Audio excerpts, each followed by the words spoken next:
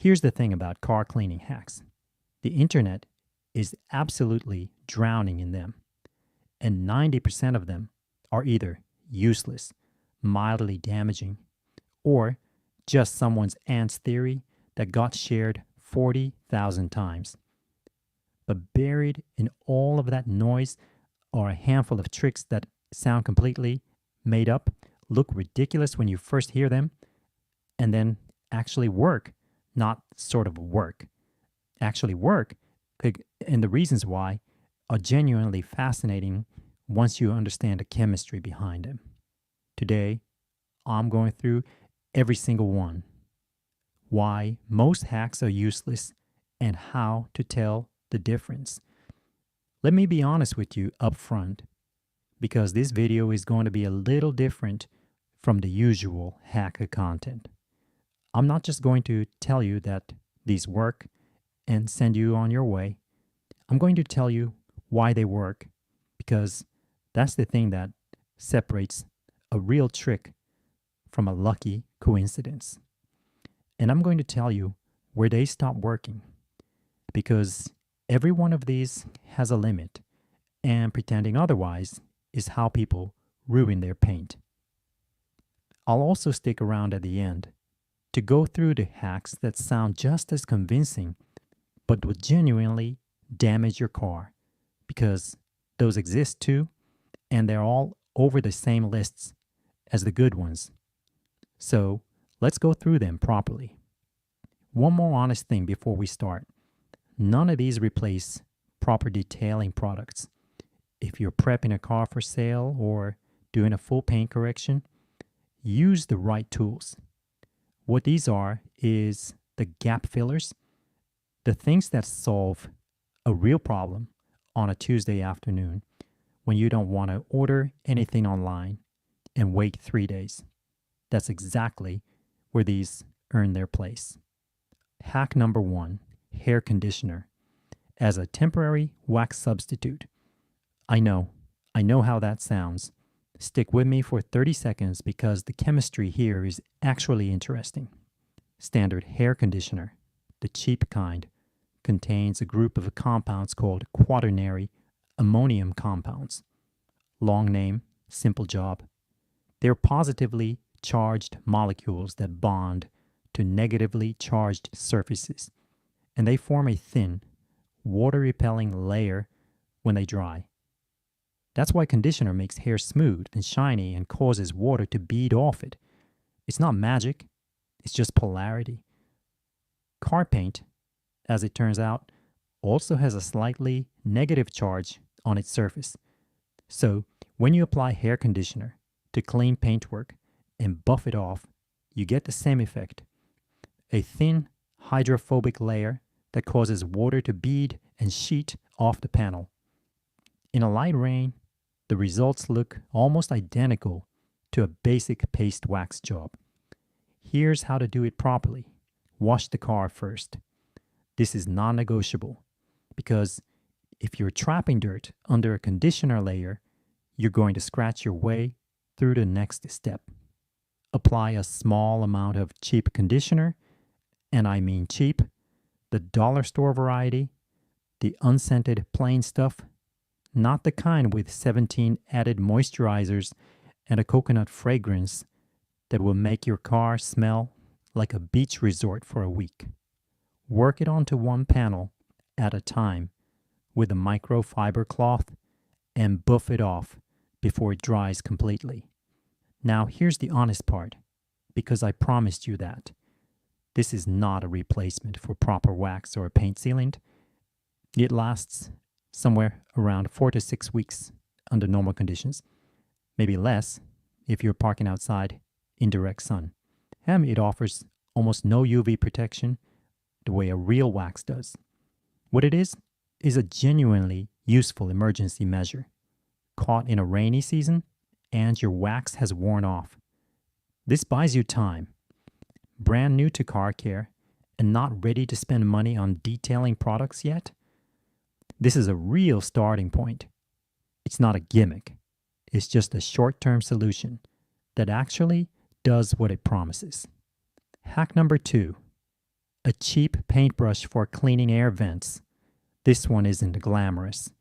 It's not going to make a satisfying before and after video, but if you've ever tried to clean the inside of your car's air vents with a cloth, you already know that a cloth does essentially nothing. You push the dust around, you get one slat reasonably clean, and then you give up and close the vent and pretend it's not there. Here's what actually works. A standard 2-inch paintbrush, the kind that costs about $1.50 at any hardware store. And before you say anything, yes, I did just recommend a paintbrush for your car interior. The bristles are exactly the right width to reach between the vent slats, stiff enough to dislodge the dust that's caked in there, and flexible enough not to scratch the plastic. You run it between each slat, the dust comes off, and then you follow up with a vacuum or a quick blow with compressed air if you have it. That's the whole hack, a paintbrush. The reason it works where everything else fails is purely geometry. Cloths are too thick. Cotton swabs are too small and too slow. The plastic trim tools people sell for this purpose are, in my experience, not meaningfully better than a paintbrush that costs a fraction of the price. Get a dedicated one, label it, keep it in the glove box, and use it every time you clean the interior. Your vents will actually be clean instead of theoretically clean. Hack number 3, rubbing alcohol for water spots and sticker residue. Water spots are one of those problems that look minor until you understand what's actually causing them, and then they start to feel personal. When water sits on your paint and evaporates, it doesn't take everything with it. The minerals dissolved in the water, calcium, magnesium, whatever else is in your local tap water or your garden hose supply, those stay behind. What you're left with is a tiny ring of mineral deposit sitting on top of your clear coat. It's not a stain in the paint. It's a deposit on top of it. Plain water won't remove a deposit left by water evaporating. That's the trap people fall into, and it makes sense logically until you realize you're trying to dissolve a mineral with the same liquid that created it. What you need is something that can break down those mineral deposits chemically, and isopropyl alcohol, rubbing alcohol, does exactly that. It disrupts the bond between the mineral deposit and the paint surface and lifts it off without harming the clear coat underneath. 70% isopropyl is the sweet spot. You'll find it in any pharmacy. Apply it to a clean microfiber cloth and work on the water spot in small, gentle circles. On fresh spots, this works almost immediately.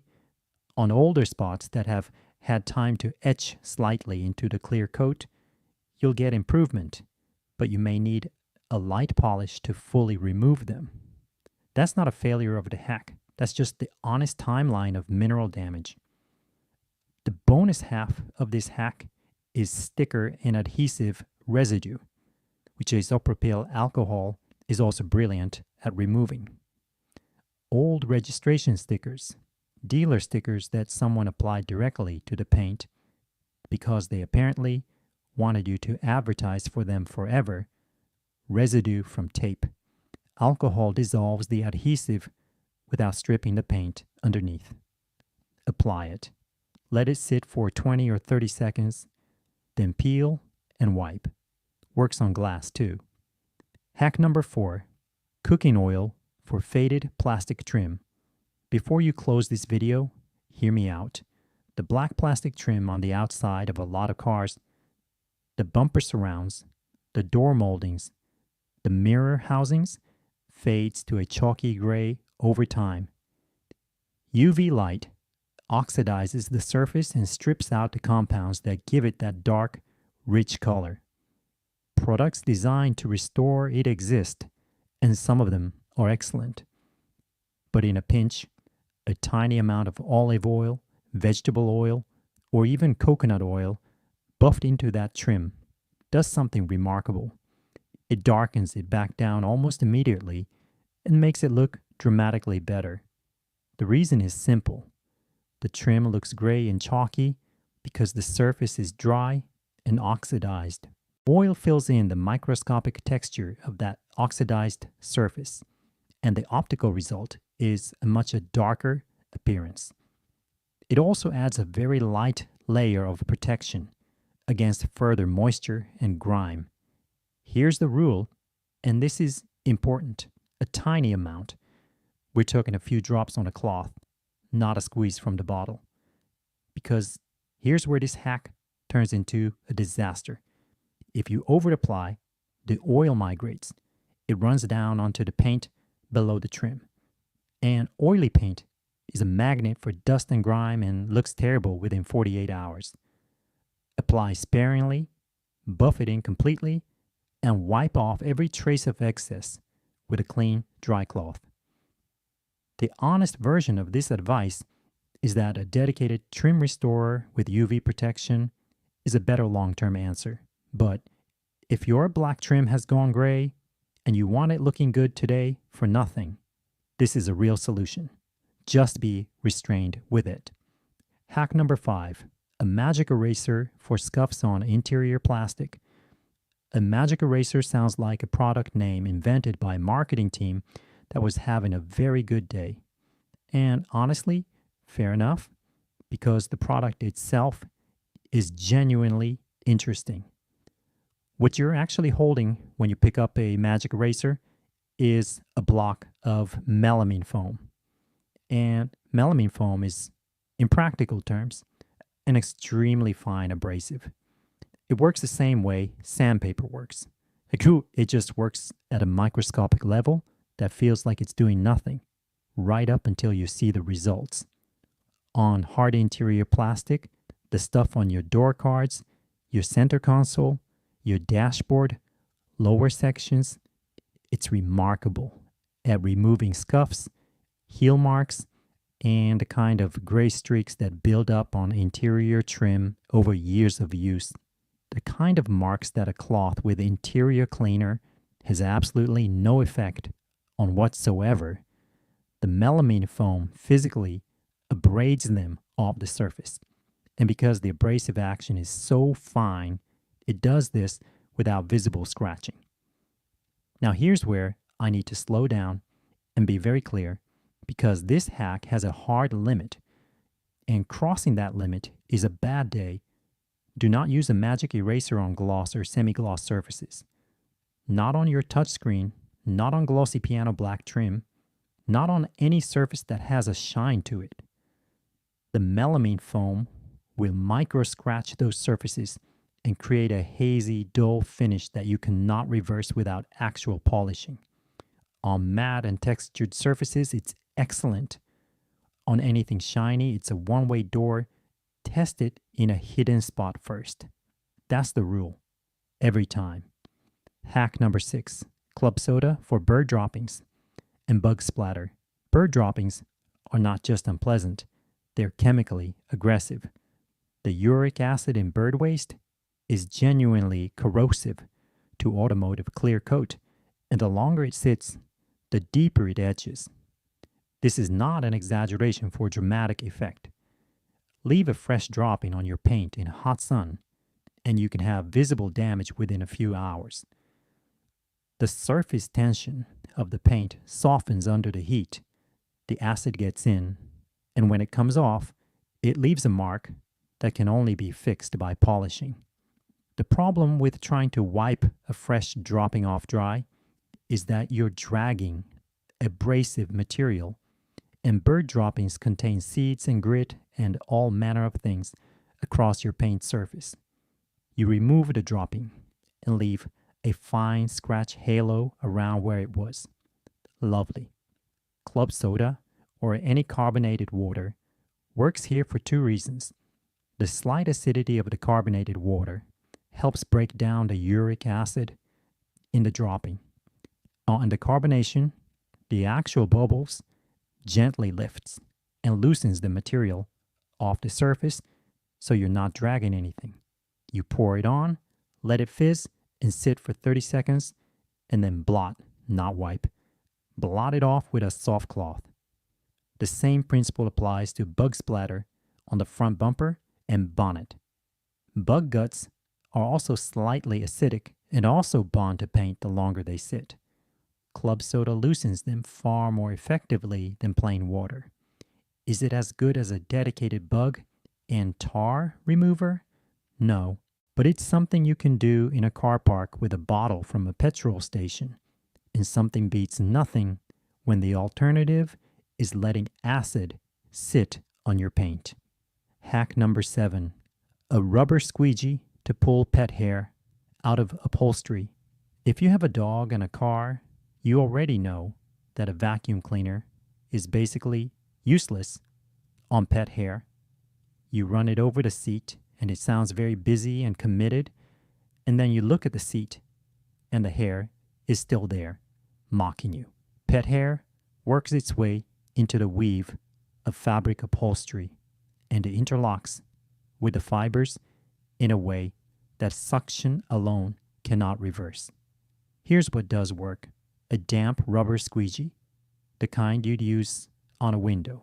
Run it across the fabric in short strokes, and the rubber creates friction against the upholstery weave that grabs the hair and physically rolls it into a collectible pile. It's doing something fundamentally different from a vacuum. It's not trying to lift the hair out with airflow. It's dragging it just mechanically along the surface until it bunches up enough to grab. A slightly damp rubber glove works on exactly the same principle and is often easier to get into corners and crevices. Dampen your hand slightly. Run it along the seat surface in one direction and watch the hair gather in front of your fingers like you're some kind of pet hair wizard, which, to be fair, you kind of are. The reason this genuinely works where vacuums fail is that the rubber to fabric contact creates static friction. The hair clings to the rubber more than it clings to the fabric, so it releases from the seat and transfers to the squeegee.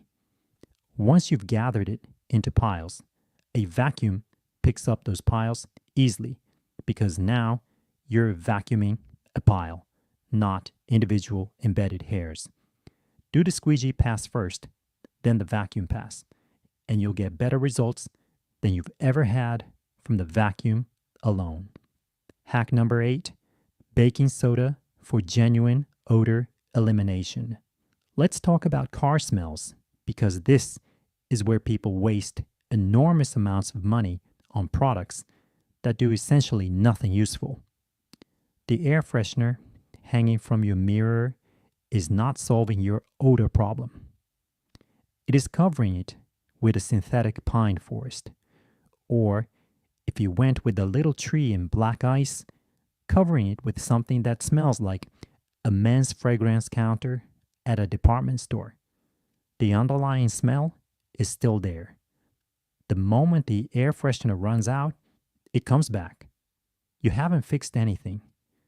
You've just created a layered smell that is arguably worse. Odor molecules in a car, from food, from mildew, from pets, from a coffee that went somewhere it shouldn't have, those are organic compounds that have either settled into surfaces or are actively being produced by bacteria and a mold living in your upholstery and carpet. Masking them with fragrance is temporary. Neutralizing them is permanent. Baking soda, sodium bicarbonate, is a base. Most organic odor compounds are acidic.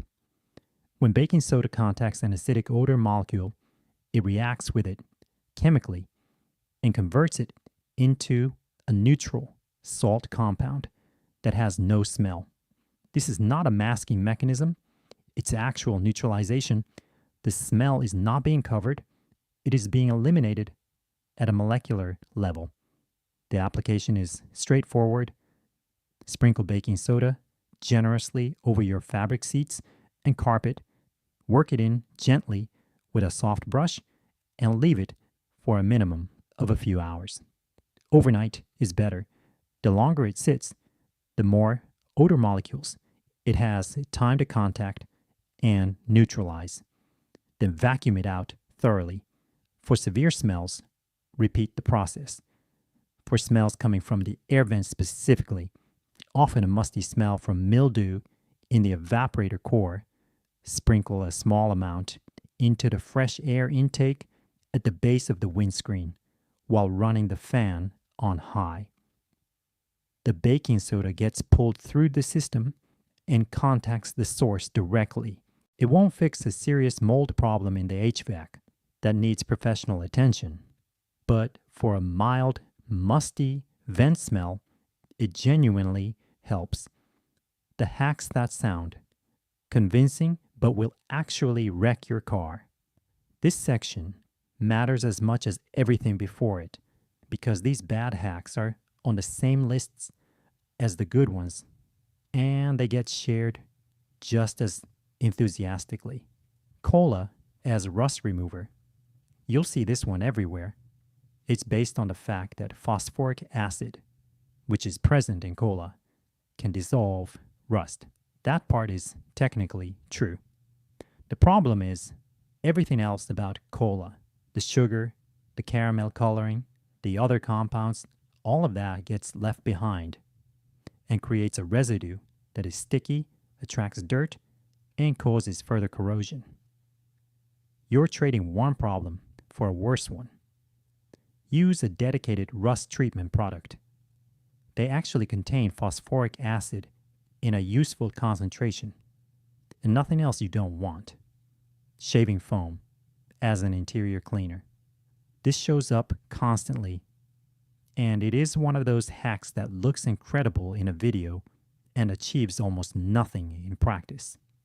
Shaving foam leaves a white residue on fabric and has no meaningful cleaning agents in it for automotive grime.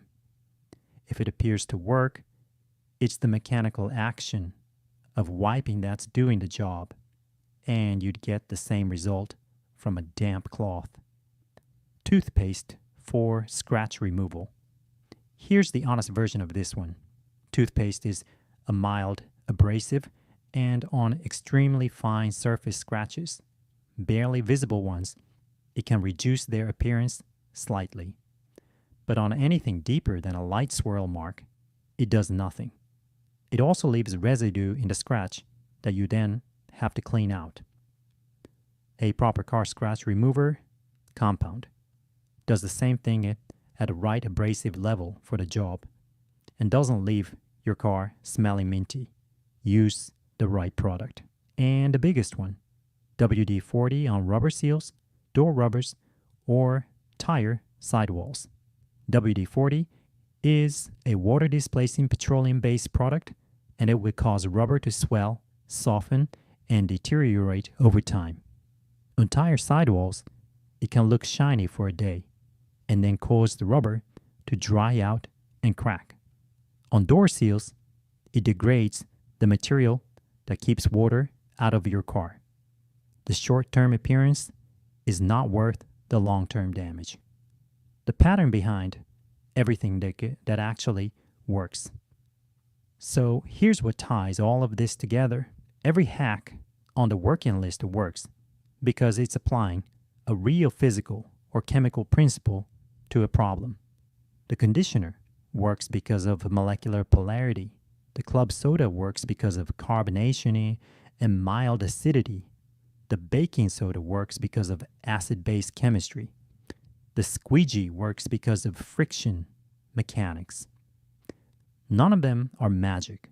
They're all just real effects applied in an unconventional way, and every hack on the damage list fails for the same reason. It applies a real effect that sounds relevant, but ignores all the other effects that come along with it.